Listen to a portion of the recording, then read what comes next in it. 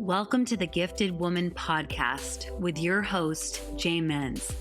This is the place where you can come into full alignment with who you are without a mask. This is the place to discover what your unique gifts are. So let's go.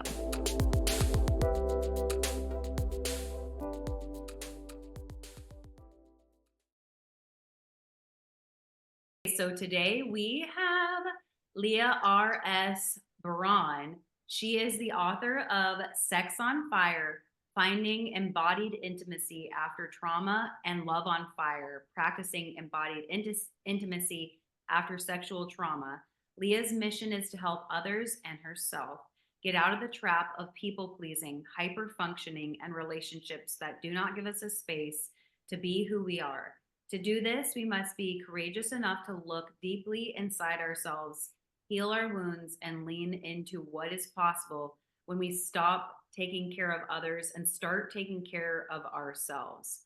So, Leah, that is a massive thing to dedicate your line of work to. So, where do you believe that the beginnings of codependency started?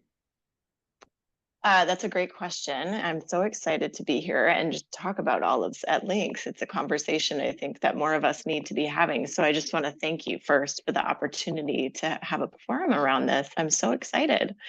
My codependency started early because I grew up with a mother who was steeped in codependency, and her mother was steeped in codependency. We are a pretty conventional sort of Midwest family. There's a lot of cultural codependency that exists in this part of the world as well.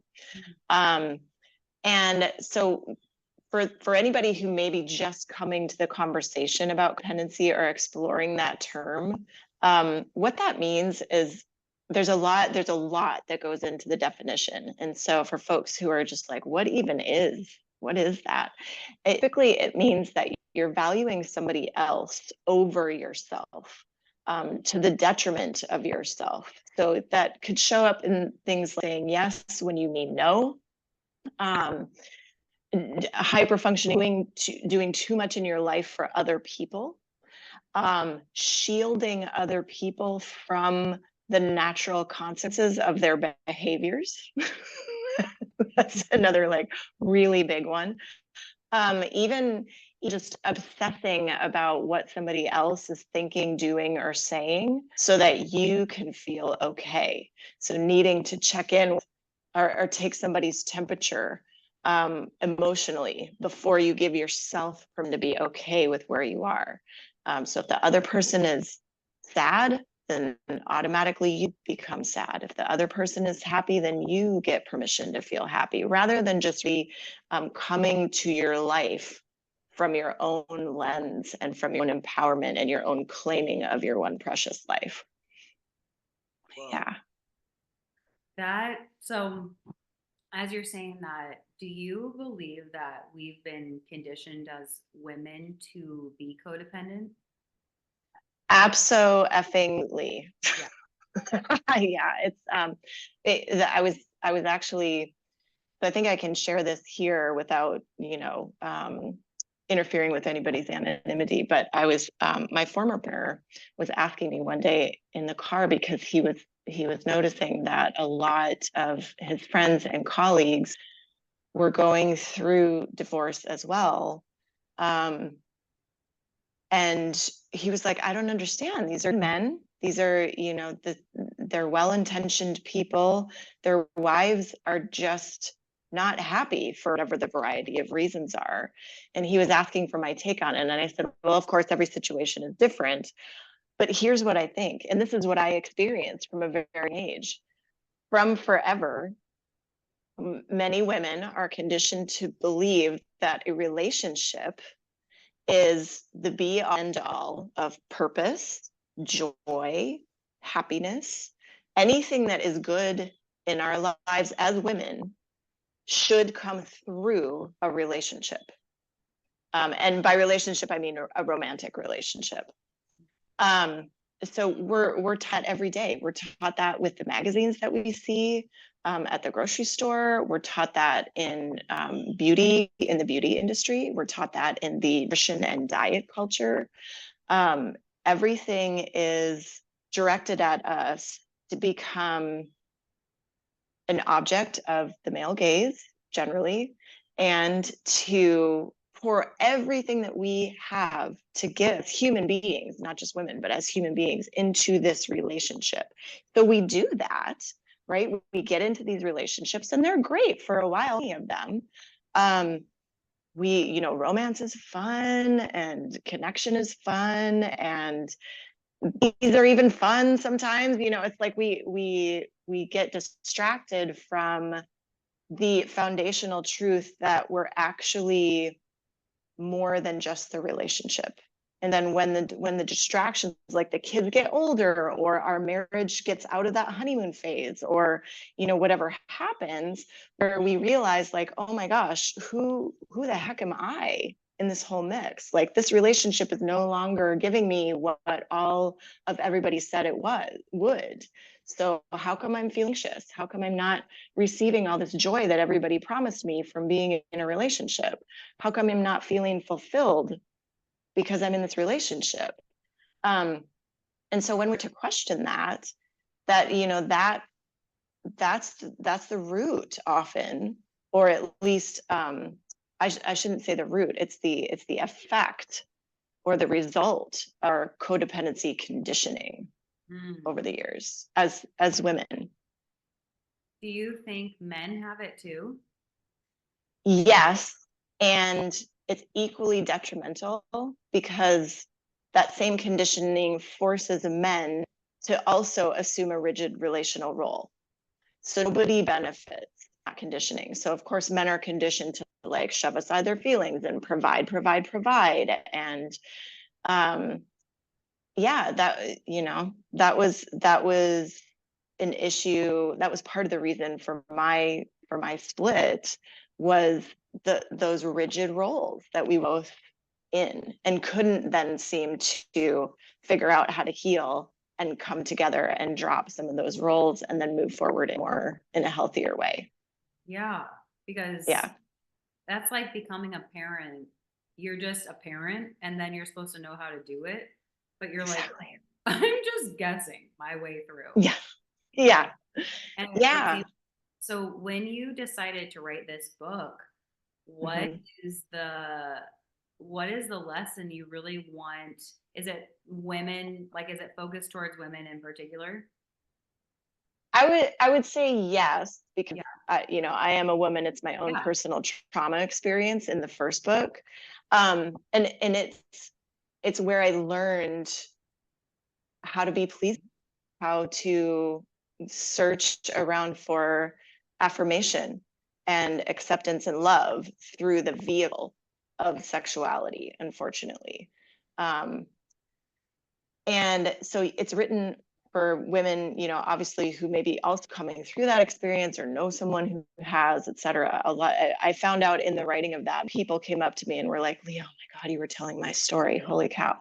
But at the same time, it's an education for male readers about what it's like to navigate sexual trauma in a female body, and what that lens on the world of relationship is like in a female body Whoa. as well. So Yeah. it's yeah, if men are brave enough or courageous enough to read material that I wrote and other similar material which is out there, like, that is how we start to de-roll from this codependency training that we've all swam in the soup of for decades, hundreds of years, as long as the patriarchy has been a thing.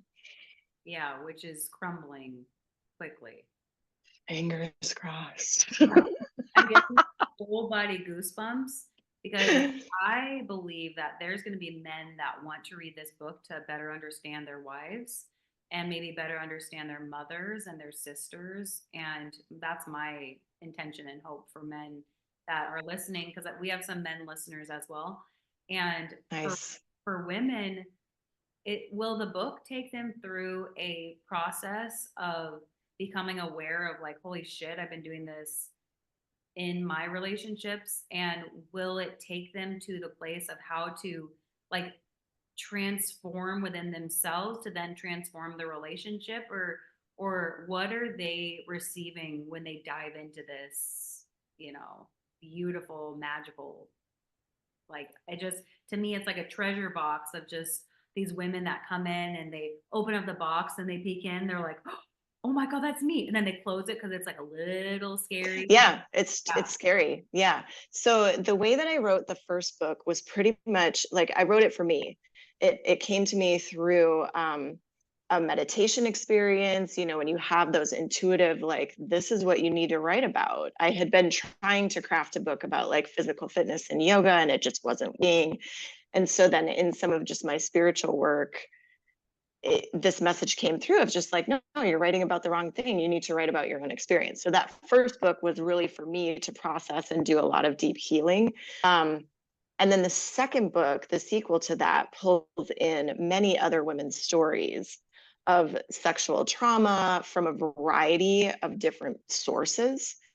And then that provides more practical skills for like, here's how to start looking within without it feeling overwhelming, scary, terrifying, hopefully without it being too triggering. Yeah. So like triggering so much that you have to, Yeah. that you want to run away from the work. And the work like everybody's work around that is really different.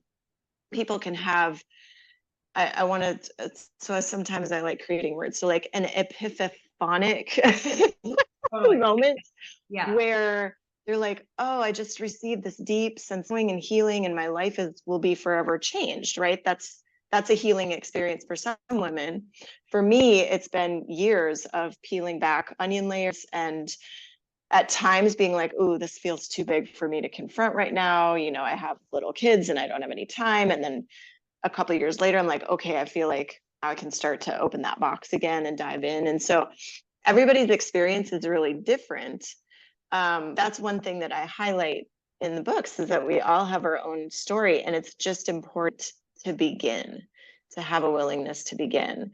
And so the way that I tackle codependency in the books is through a lens of sexual trauma. And then the work that I'm continuing to do now is more on codependency by itself, and how do we break through those patterns that keep visiting us and visiting us and visiting us, even if it does have to do with a sexual expression. So with the first book, it's kind of like an introduction. And what is the title of the first one? And then what's the title of the second one? So the first one feels like it's the beginning, the introduction, you probably have these patterns and you're really looking for like a cleansing of some sort and a way to identify what exactly is happening. And the second one feels like it's filled with practical tools for them to start integrating into their life so they no longer are codependent and can be whole, is what I'm. So the clarification is this. So the first book is definitely memoir, right? So it's a traumatic experience, the story of that, that healing, the story of the tools and resources I utilized and picked up along the way so that I could feel more connected to my own ability to be intimate in a bunch of different ways, you know, physically, emotionally, spiritually, with myself and with another individual. So it's Wait, about can yes. you use an example of being intimate with yourself in any of those realms? Yes, there's a lot. Um, so let's see. Okay, so the one that I'm going to use is, and we're gonna get a like trigger warning. We're gonna get slightly graphic here. Is that okay for you and your listeners? Yes. You're good. Okay. So when I left my first marriage, um, I decided to enter into a period of celibacy, like intentional celibacy. And that lasted for about 2-ish years. Um, and during that time, of course, I'm going through therapy. You know, I'm attending some 12-step groups. I'm developing friendships with men and women that are not based in sex. That was something I really had to separate from for a period of time, to basically break down everything that I had learned that was toxic about sexual relating, and then repattern, like build up a different way to do that in my life. And so during that time, like I wasn't even touching myself at all. So I really had to I had to be very conscious about when I was feeling like, oh, maybe there's some readiness here for me to come out of that period of celibacy. The first thing that I needed to do was figure out how to cultivate that connection with myself. So I even talked to my therapist and was like, oh, I'm feeling like I'm ready for this, but I'm a little nervous. Like, what do I even do? And so she and I had a dialogue about, well, what are some things that you like in your body? Like, what do you like, Leah? What feels good? What feels pleasurable to you? Do you even know what that is? Let's create some practices around that. Let's have you experiment with that a little bit. And so that even in the realm of sexual relating and building that up, that had to first happen with and for myself before I could bring it to a partner. And Absolutely. so does that give you like a solid example? It's Yeah, one yeah, yeah. way. Yeah, because I think that women are opening up now. Like it's like a revolution of wild women from the past. And then we're in our own little dimension over here of remembering that we have to be intimate with ourselves first. Yeah. And we were never, it was Hmm. kind of like the programming we got was all about fearfulness. Like, and then if Hmm. you wanted to ask questions, maybe your mom didn't really know how to answer. And so you got like weird answers. So then you were like confused yourself. And then I feel it's not until your 30s and entering your 40s where you really go, Yeah. how do I be intimate with myself? Yes. Yeah, like Yeah. about the relationship with me because I know how to have one with someone else, but I think Hmm. I skipped a step. Yeah. And that's, again, you're really getting to the crux of what codependency is. So when we don't know what feel intimate authentically for ourselves, we're just doing it the way other people want to do it. And then that leaves us feeling angry, resentful, shut down, avoidant, or even like thingy, too attached, or always continually seeking approval. And it's like breaking through codependency is getting to that place where you can feel comfortable being intimate with just you first. And then you start working on, okay, well, how do I even want to bring this intimacy that I've cultivated myself now? Because I know myself, I know what I want, I know what feels good, I know what feels bad in all the realms. I know the type of work I want to do, I know the type of friends I want to have, I know, what my spirituality is, like those are all the things that go into that self intimacy, including the physical stuff. And so until we engage in that process for ourselves, how can we expect to feel comfortable, functional, like it's a balanced relationship in a partnership? Yeah, and my mind's being blown because now I'm thinking of all the ways that you can give away your power in Mm-hmm. all, like in your business, you can give it away. Mm-hmm. You can give it away just at the doctor's. Yes. Yeah, you can give it away obviously in relationship, but like when you abandon yourself and you disassociate from your own vessel, Mm-hmm. that I can only imagine the work that you've encountered and the stories you've heard from other women who one had to self-abandon because of it being too painful, and two, I could see you Mm-hmm. leading workshops, intimacy workshops, to come back into union with your own vessel. Do you do that? I've actually done some fun work with anger workshops. And I led some of those workshops while I had a yoga studio and a space to like Yeah. explore. And it was so moving to create a space of safety where women could feel like they could have anger, because that's also not allowed for us. in the Yeah. patriarchy and Oh in many yeah. relationships. And that was something that this was sometimes I believe that if I would have had more visible anger, the outcome of my second marriage might have been different. Hmm. How But I so? never, we just never fought. We never fought about anything. Um, it was, I just like the conflict felt so, felt so scary to Yeah. me. If I am in conflict with somebody, they are going to leave like that. There's an abandonment story there for me. Um, that runs pretty deep, and that's a fairly common thread. Many women, not all women, but many women have that same story. And so I just didn't, for me, I felt like it was so important to not rock the boat, to be supportive, to I often in my own, now this is a story I told myself, so I'm not putting this on my former partner. Like, he didn't tell me this story. Sometimes our subtle behaviors reinforce stories. But the story that I was telling myself is he knows better than I do Hmm. about a lot of things. Yeah. Hmm. And that just often wasn't the case. And so I was really good at gaslighting myself into saying like, oh, well, okay, obviously the right answer lives over there, not in here. And so I'm just gonna, even if I'm feeling like, wait a second, that doesn't sound right, or that doesn't feel good, instead of allowing those feelings to be visible and vocal, I was just like, well, that must be the right decision over there. Or yes, I do need to be just supportive here. And it's not that I never got angry or Yeah. irritated, like that, that's not it. But around some of these more core things, parenting or finances or methodology, Hmm. I didn't take up the space that I should have. You're making me think of this.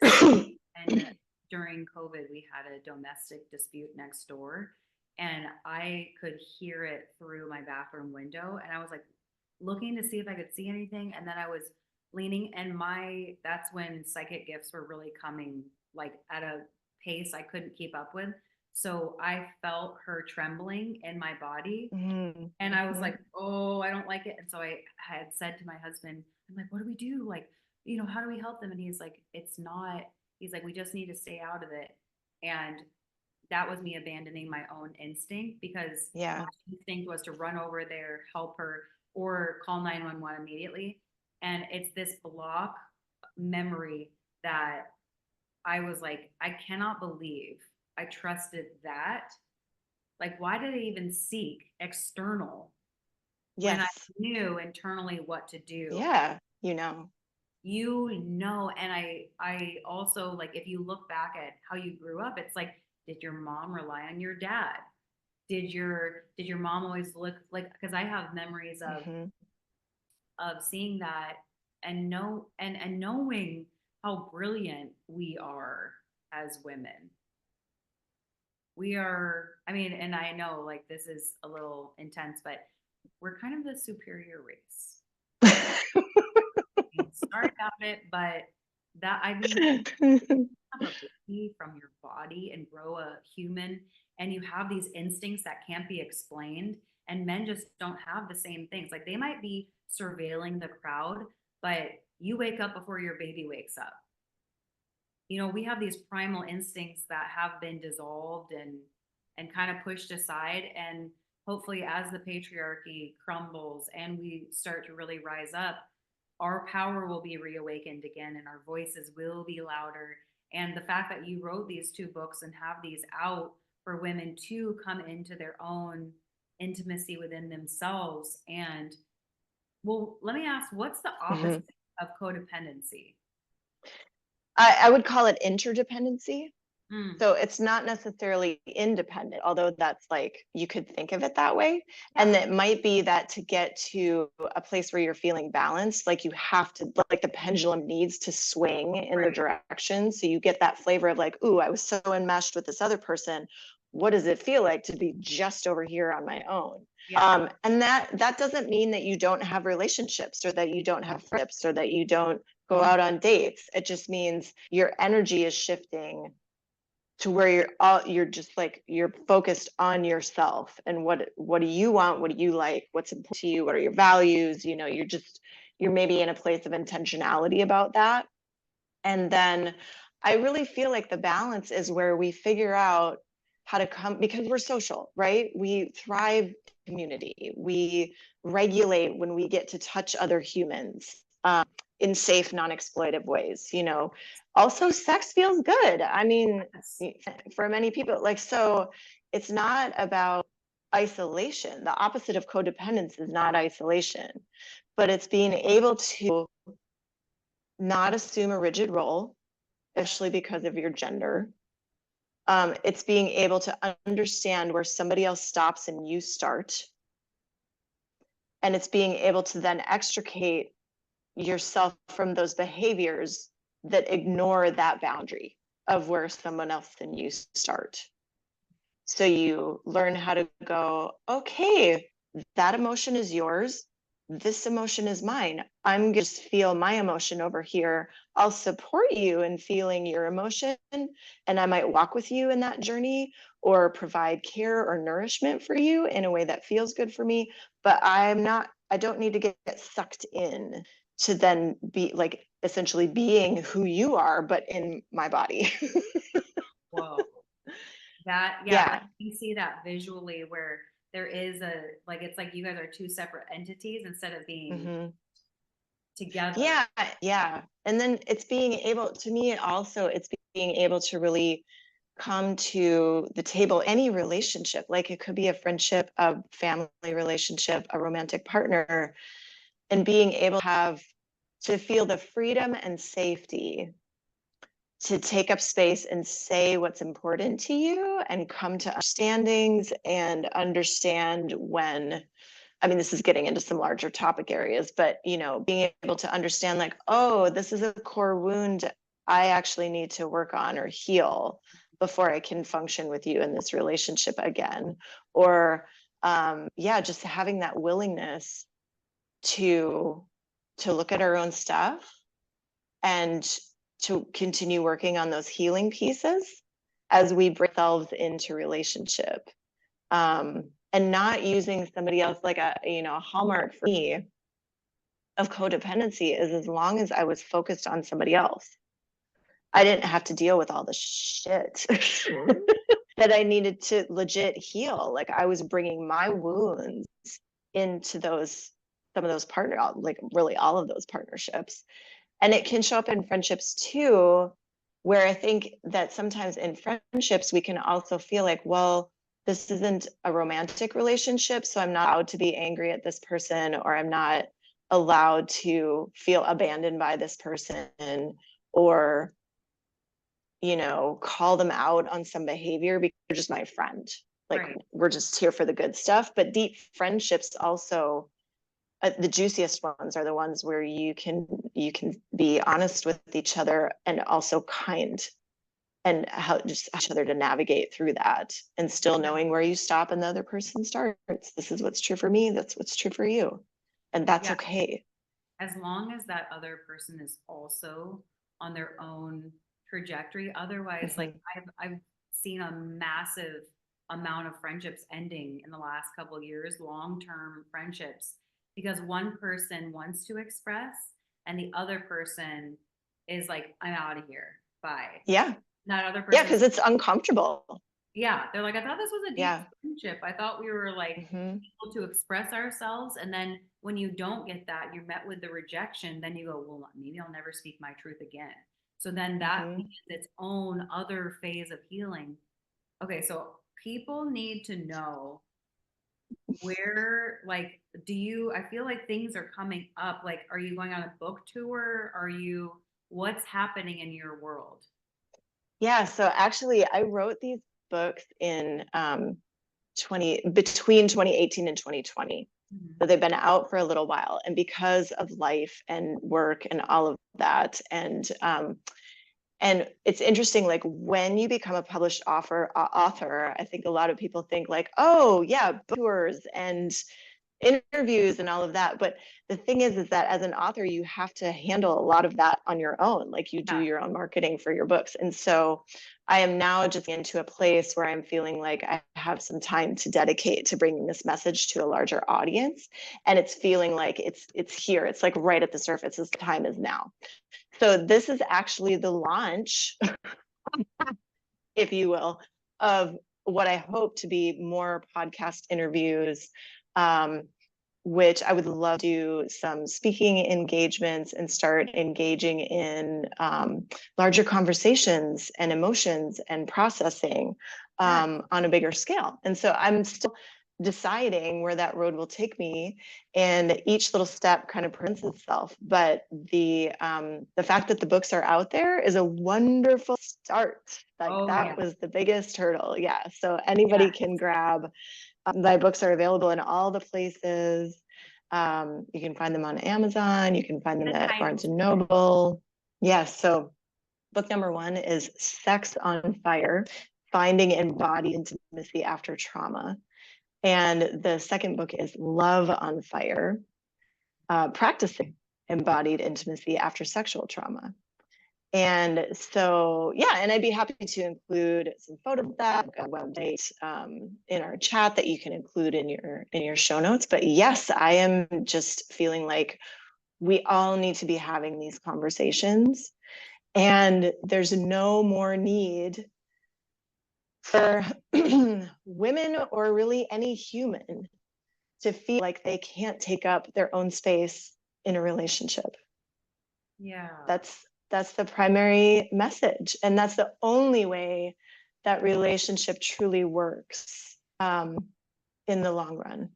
Whether that's friendship, family, romantic, it all stems from that ability to know where we stop and somebody else starts, to know what feels us in here as a human, what feels intimate to us, what feels fulfilling and satisfying, what feels bad, what feels awful, what feels icky, instead of taking on what somebody else might think or do or say. Mm-hmm. Yeah. And from what you've said, it seems like these books don't really have an age. It's like a 15-year-old could read this and be like, Yes. thank you. And then a 20-year-old in college who's gone through an experience, at a frat party or something, or like, Yes. yeah, or a woman in her 30s, or like someone in her 50s. Like it has no limit because I feel it should be taught earlier on. So you do Mm-hmm. develop intimacy within yourself before you do get into a marriage. Or, it's like that, this really knows no bounds for what time frame to dive into this work that you're providing people. It's massive. It's going to help so many women who aren't understanding why things aren't working out. But then when they take Yeah. power back and they start to use their voice, they go, oh, this might have been from past experiences that I didn't realize were popping up here. Yeah. And one thing that I would like to offer too is like, not everybody loves it when you start taking back your voice or taking back Oh, your yeah. power, or however, because we've conditioned people to expect a certain way of being from us. And that, that's one of the things that was true in my experience, is there was this, it was said to me a number of times, like, wow, you've changed so much in the last 2 years. Um, and meaning that wasn't necessarily a good thing from the point of view of that other person. And it was like, wait a minute, I just started doing things that I enjoy.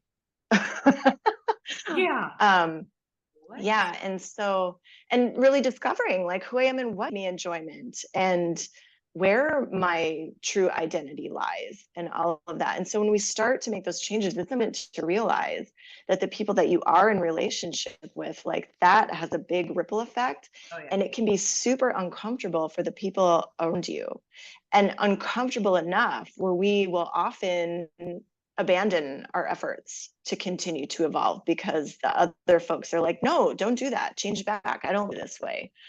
So it's a re-education, Yeah. for not only ourselves but for the people around us, and there are ways to do that consciously and with hopefully as much gentleness as we can.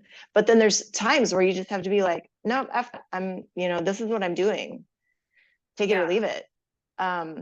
So there's both. Like, it can't always be just soft and like, oh, it's all going to be, this change and transition is going to be unicorns and rainbows. I mean, anybody who's been through menopause is like, it's the ugliest thing I've done in my life. Yeah. So change is, that is the one thing. It's like, when you start to embark on some of this evolution consciously, do it at a pace that feels manageable for you. Yeah. First of all. And you prioritize yourself first in that transition. Always. And then it's okay to check in with your people. Like, hey, I know I'm really doing something radical here.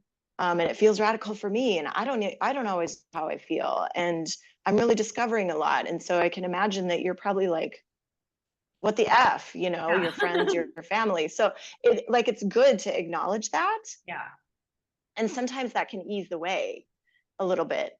But it's also really important to not abandon your evolution just because somebody else is comfortable with it. Like, you will find your way through. There are resources. One thing that I discuss a lot in the second book is the motherfucking help, capital letter. Get the motherfucking help. Like, you should not walk this path by yourself. It doesn't work to walk it by yourself, because there's so much pushback. What does the help look like? Yeah. So the help can look like a good therapist. It can look like a coach or a mentor.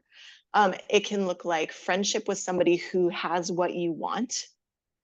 It can look like 12-step. I'm a big fan of 12-step recovery. And that's what I just mentioned about befriending people who have what you want. There's a lot of that in 12-step recovery programs. And there are 12-step groups that are designed for codependency. And then the one that I just love is Al-Anon, because even though that's centered on alcoholism, it's really training. It's like training to reprogram your codependency. So any of the Anon, like Nar-Anon, Anon, there's like Overeaters Anon, I think, is it like every one of those 12-step groups that deals with a particular addictive behavior also has an adjunct group for the friends and family of that individual. And so anything that has the word Anon next to it is going to be helpful in dealing with codependency. Women's circles, nature, and just whatever grounds you back into yourself or educate you about who you are, who you want to be. That's all under the umbrella of the motherfucking help. Yes. Yeah. And what I'm hearing you say is that sometimes you're going to shine your light really bright and other people are going to want to dim it.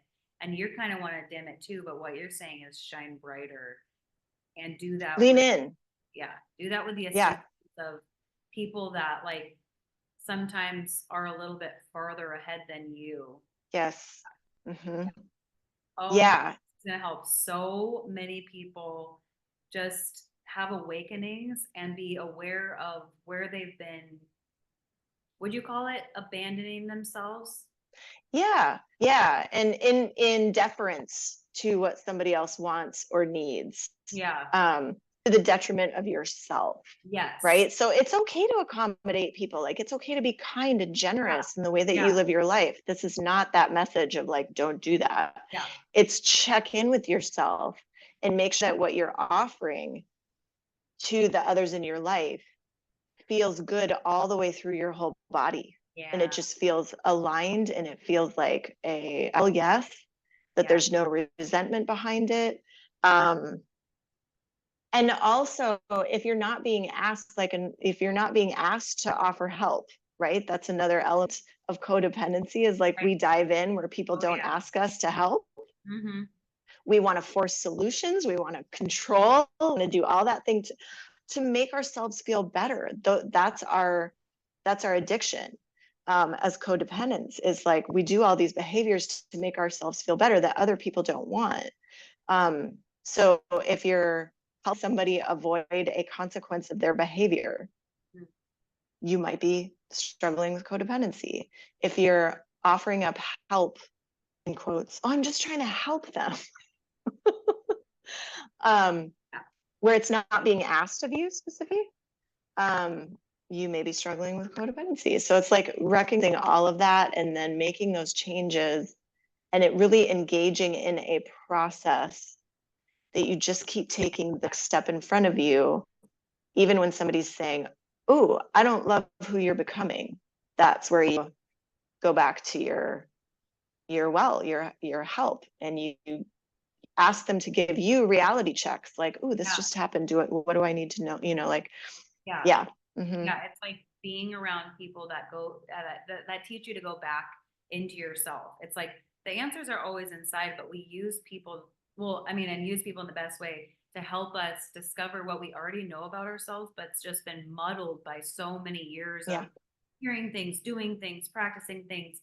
And I love that it feels very empowering to hear what you're doing. And it feels like it's going to separate people from being unhappy to really like enjoying themselves and enjoying their lives, enjoying being in their own Yeah. body, and their Yeah. relationship with self. So thank you so much for being here. I know that like we're going to drop all your links to books in the show notes, and people's lives are going to be changed because of what you wrote. I hope so. Would it be okay to finish on one quick little story? Absolutely. Okay, so I just want to share this. So I was conducting a teacher training in my yoga studio right after the book came out. And I was in this workshop in my office. There was this woman who was hanging out by the door, and she was clearly kind of looking in, like wanting to ask a question. And so I broke away from the group and I said, "Hi, I'm Leah. Can I help you?" And she literally ran into my arms, like total stranger, ran into my arms. I hugged her, I embraced her, and she started crying. And your book changed my life. And so I just want to encourage everybody else about around out there that your story matters. At first, it matters to you. And then you're likely going to tell somebody else's story almost verbatim, where they feel like, oh, I am not by myself in this struggle. Somebody else is walking this path with me. And if I never sold one other book in my life, that is the thing that I will always, always remember. And it made it worth it. It Yes. made it worth it to say these words and tell the story and share what I know. And that's all we can do to help each other. Yeah, like you get that Yeah, one person who, like, if you change a life by writing a book, holy moly, thank God you wrote that book. exactly. And Yeah, that's true for everybody on planet Earth. yes, Like, thank God I showed up in the parking lot at that moment to help yes, that person, or thank God whatever the scenario is. So like, do the things, yeah, be you, discover what lights you up. It pays to know those things about yourself and to tell your story and to be involved in your own story. hell yeah. Yeah. Thank you so much. This was epic. I can't wait to, I'm thinking about a couple clients I have right now that I'm just going to send your book to them, and then Oh, I would love that. it'll Thank help them you. so much come into that light that they are. It's just gone a little dim. Hmm. Yeah, for sure. Well, what a pleasure to meet you and get to speak with you. And I love following your content, and will continue to do that and enjoy what you put out into the world as well. Thank It's so you, Leah. valuable. Can't wait to see you on stage because I know that's coming up. We'll see. The big adventure. Okay, thanks, Leah. Yeah, thank you.